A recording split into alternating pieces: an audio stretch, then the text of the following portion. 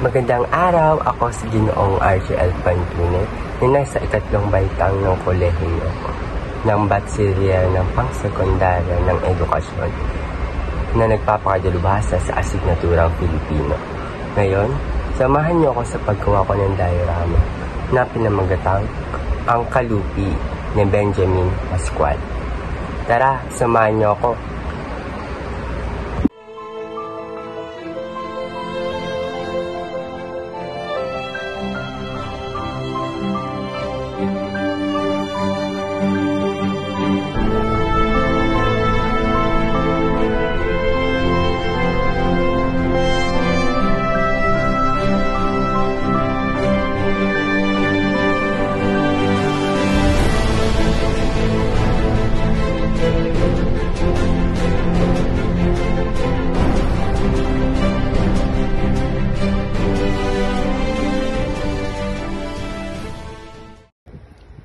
Kalupi ni Benjamin Pascual.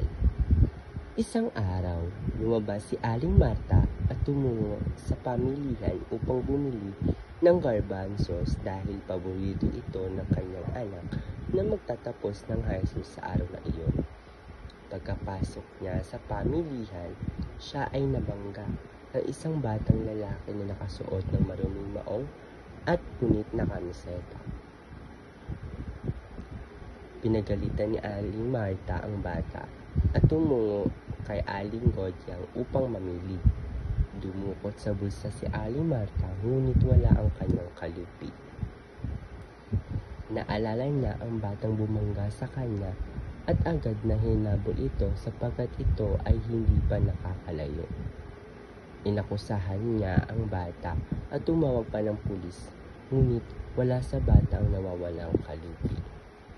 Ipinilit ni Aling Marta na ang bata talaga ang siyang nagnakaw kaya pumunta sila sa outpost.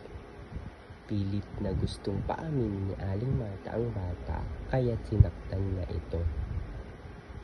Nagpumiglas ang bata at nakawala.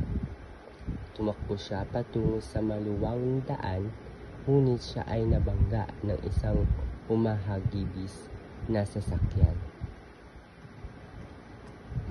Mga ilang sandali bago siya namatay, pagatol-gatol niyang sinasabi na wala silang makukuha sa kanya. Pagkatapos nito, tuluyang pumanaw ang bata. Umalis sa outpost si Aling Marta at nangutang upang makabili ng ulam para sa hapunan. Nung siya ay pauwi, natatanaw na niya ang kanyang mag-ama.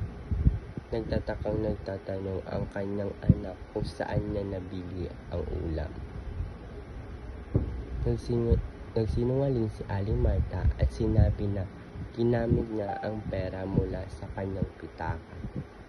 Sinabi niyang kanyang asawa na naiwan niya ang kanyang pitaka at nawalan siya ng malay habang paakyat ng hagdanan.